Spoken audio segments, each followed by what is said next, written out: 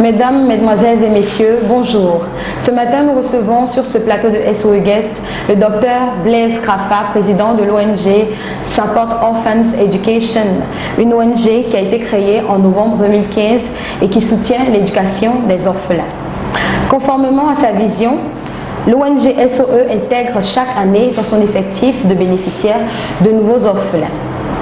L'ONG SOE vient de lancer un avis d'intégration de nouveaux orphelins et cette émission vous offre l'opportunité d'avoir de plus amples informations tant sur le processus que sur les critères de sélection des futurs bénéficiaires.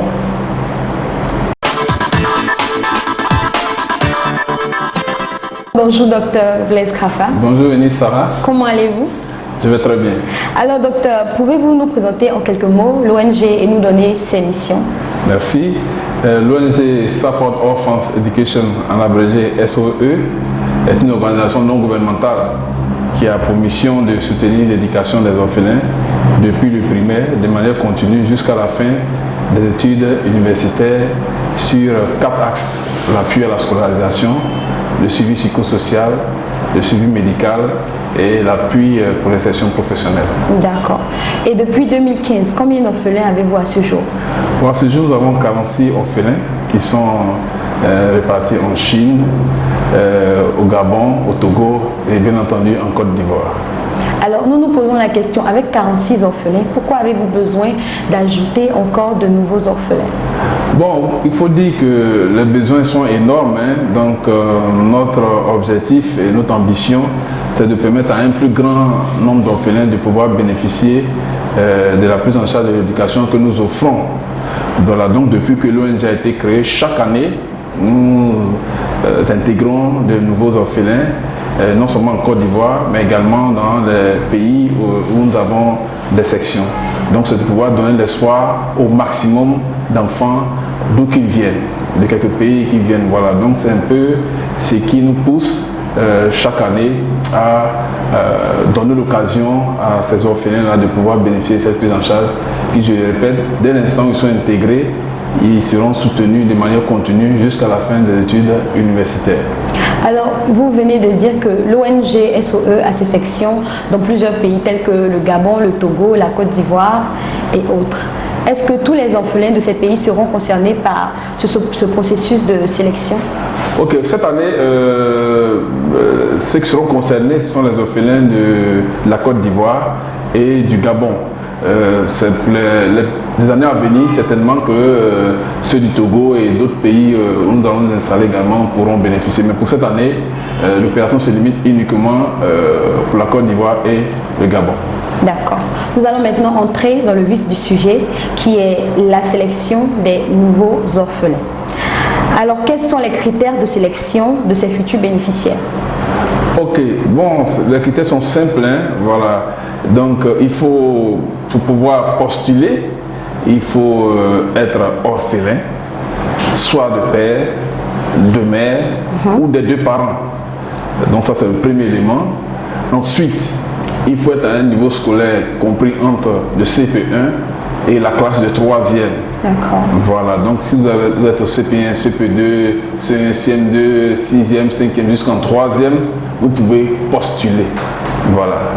Donc, et ensuite, il faut résider soit en Côte d'Ivoire, quelle que soit la localité en Côte d'Ivoire, et au Gabon. Voilà. Par la suite, il ne faut pas être pris en charge dans le cadre de l'éducation par une autre organisation. Et il faut être en famille, il faut vivre dans une famille. Voilà.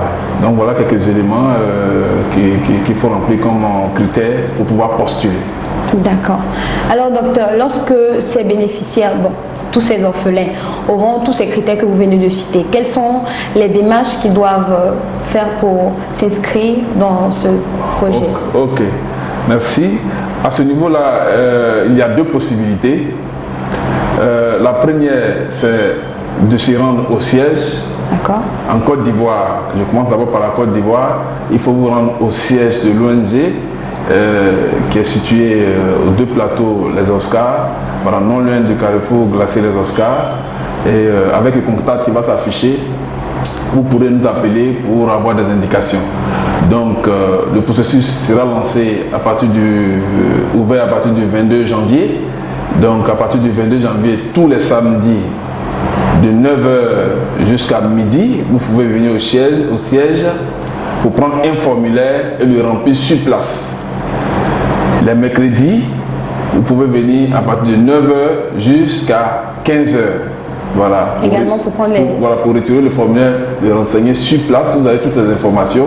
Sinon, vous rentrez chez vous avec le formulaire, vous le renseignez et vous revenez le déposer.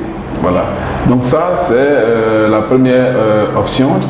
Voilà. Pour cette option-là, concernant le Gabon, nous avons notre point focal, qui est Mademoiselle Graciela Goya. Donc elle, son numéro également va s'afficher. Donc vous pouvez la contacter et lui remettre également les formulaires. Elle aura aussi des formulaires sur elle, mais vous pourrez également télécharger ces formulaires-là en ligne. D'accord. Ça, c'est la première option. La deuxième option, vous pouvez vous inscrire en ligne. À partir du 22, le formulaire sera disponible sur notre site web et vous pouvez télécharger ce formulaire-là, le renseigner et nous le faire parvenir à l'adresse email qui sera affichée sur l'écran. Voilà. Donc, ce sont ces deux possibilités-là que vous avez. Pour ceux qui sont au Gabon, qui ne pourront pas peut-être se déplacer physiquement pour rencontrer notre point focal, ils peuvent aussi faire la même chose. Télécharger le formulaire en ligne, le renseigner et nous le faire parvenir par email et nous allons l'acheminer au Gabon auprès du point focal. D'accord. Les procédures ne sont vraiment pas compliquées du tout. Non, pas du tout compliquées. Alors, lorsque les postulants se seront fait enregistrer, quelle sera l'étape suivante? Bon, une fois que tout ce processus qui prend fin le 12 février à 23h59, après la fin de l'enregistrement, il y aura une phase de présélection qui va s'appuyer sur les critères que nous venons de communiquer. Donc on va s'assurer que tous ceux qui ont renseigné les formulaires rentrent dans les critères que nous avons énumérés.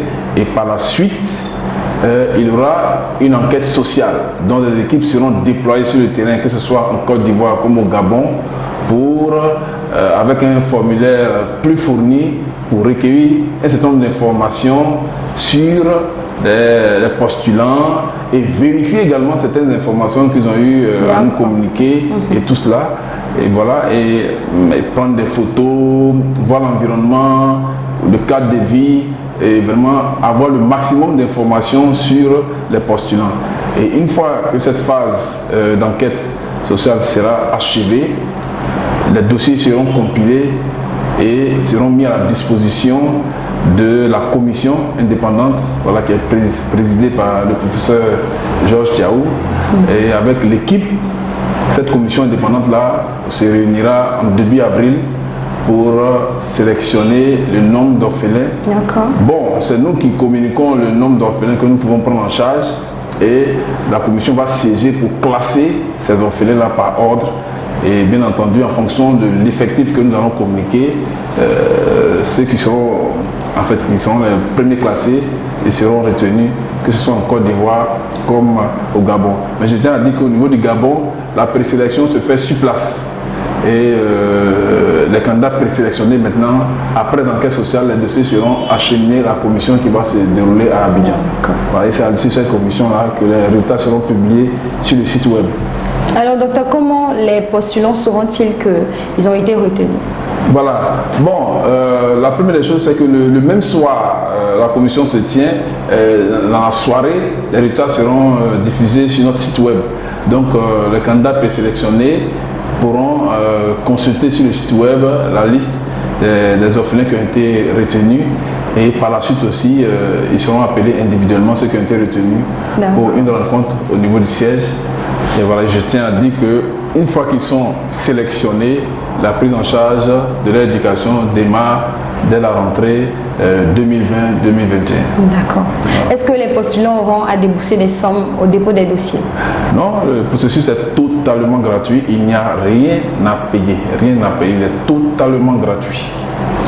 Docteur, nous posons la question de savoir, depuis 5 ans que vous dirigez déjà cette ONG et vous prenez en charge tous ces orphelins, nous nous demandons d'où vous proviennent toutes ces ressources.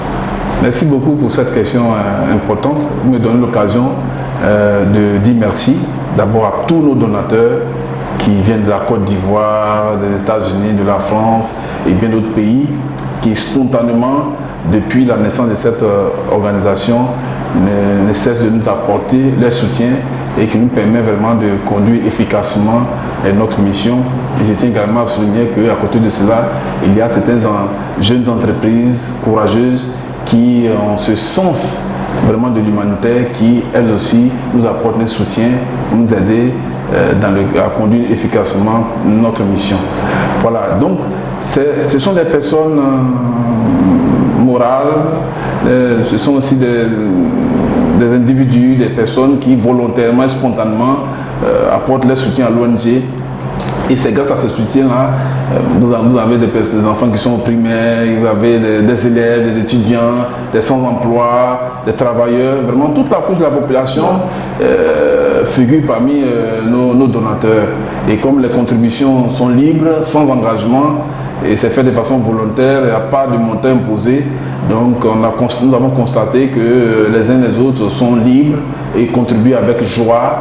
Ils reçoivent régulièrement des points et cela vraiment continue de les motiver à nous soutenir. Donc c'est eux qui constituent vraiment l'essentiel de nos donateurs. Et c'est grâce à eux que depuis 5 ans, nous conduisons cette mission-là et qui permet aujourd'hui à 46 orphelins et d'autres qui vont s'ajouter de bénéficier de cet appui à l'éducation qui, comme je l'ai dit, qui va du primaire jusqu'à la fin des études universitaires. Alors docteur, nous sommes au terme de notre émission. Quel est votre mot de fin? Bon, avant mon mot de fin, j'aimerais donner quand même quelques précisions sur le contenu de la prise en charge. Tout à l'heure, je vous avais dit en début d'émission que l'ONG agit sur 4 axes. Il y a l'appui à la scolarisation. À ce niveau-là, chaque année, nous confectionnons des tenues scolaires pour les orphelins. Nous les offrons incartables. Et nous prenons en charge les fournitures scolaires au complet sur la base des listes qui nous présentent. Nous prenons en charge ces fournitures au complet. Et en plus de ces fournitures-là, comme nous aussi nous sommes parents d'élèves, lorsque nous voyons qu'il y a des outils et des effets qui sont nécessaires à l'enfant pour mieux s'en sortir, nous mettons à sa disposition ces outils-là. Ce sont des annales, plusieurs autres éléments dont il a besoin pour une année scolaire réussie. Voilà. À côté de cela, nous procédons également au remboursement des frais d'inscription en ligne et nous apportons également un appui conséquent au niveau des frais annexes. Donc ça, ces orphelins bénéficient de tous ces éléments que je viens de citer depuis le primaire jusqu'en classe de terminale. J'oublie également les frais d'examen et tout ça. Tous ces éléments-là, nous les prenons en charge. À partir de l'université, ils ont droit non seulement à la prise en charge des frais d'inscription, mais chaque mois, ils bénéficieront d'une bourse jusqu'au doctorat. Donc ça, c'est le volet appui à la scolarisation. Le deuxième, c'est au niveau du suivi psychosocial et éducatif. À ce niveau-là, les orphelins bénéficient des visites à domicile et à l'école qui nous permettent de les suivre un peu, comment ils évoluent, comment ils étudient, les cadres, comment tout ce qui entoure vraiment leur suivi scolaire, comment cela se passe. Et à travers ces visites-là, nous essayons de déceler des problèmes pour lesquels nous mettons en œuvre des mesures correctives. Au niveau à domicile, nous collaborons étroitement avec les parents et à l'école, nous sommes vraiment en contact très efficace et avec également les encadreurs scolaires, les enseignants, les éducateurs et tout cela. Donc, à côté de cela, lorsque l'enfant aussi présente quelques troubles du comportement et autres, nous avons dans notre équipe des spécialistes qui apportent également leur concours pour aider ces enfants-là vraiment à pouvoir rectifier un peu le tir dans le cadre de comportement, des défaillances qu'on a pu observer. Donc ça, c'est dans le deuxième axe. Le troisième axe, c'est le volet médical. À ce niveau-là, nous prenons en charge les verres pharmaceutiques. Donc les orphelins qui présentaient des soucis au niveau de la vision, après la consultation, nous avons eu à prendre en charge les frais des verres pharmaceutiques. Et les démarches également ont été déjà entamées dans le cadre de la couverture maladie universelle. Voilà. Et le dernier volet de notre prise en charge, c'est les sessions professionnelles. À ce niveau-là, déjà ceux qui sont en classe d'examen, nous essayons de les aider dans le cadre de l'orientation. Mais nous prévoyons dans ce package-là aussi les aider à avoir des stages, faire un accompagnement en termes de formation pour les équiper au marché de l'emploi et puis bon, ceux qui ont des projets, voir comment les aider à pouvoir s'insérer.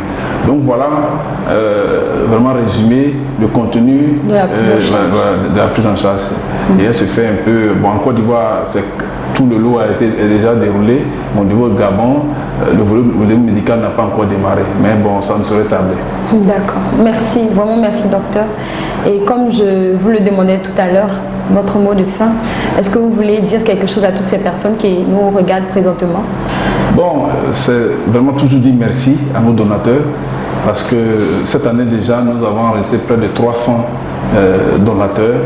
Et je pense qu'ils vont continuer, cet effectif va aller croissant et ceux qui nous soutiennent déjà vont continuer à le faire afin qu'ensemble nous puissions écrire l'histoire merveilleuse de ces orphelins-là parce que comme je l'ai dit, grâce à ces appuis, ces orphelins ne se sentent plus seuls, désormais ils se disent qu'ils ont un appui et ça leur donne vraiment le goût à la vie. Et il n'y a rien de plus formidable que de voir ces enfants, dans les regards même de ces enfants, vous sentez la joie, le soulagement.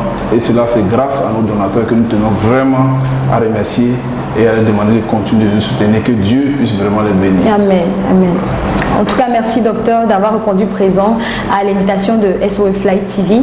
Merci pour toutes ces informations que vous nous avez données. Nous rappelons que l'ONG SOE a pour mission de soutenir l'éducation des orphelins. Elle a son siège à Abidjan, aux 2 plateaux, 7e tranche non loin du glacier Les Oscars. Nous rappelons également les dates d'inscription qui débuteront le 22 janvier et prendront fin le 12 février à partir de 23h59.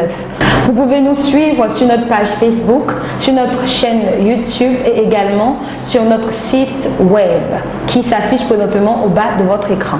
Merci de nous avoir suivis. Rejoignez la famille des donateurs de l'ONG SOE et redonnez de l'espoir à ces orphelins.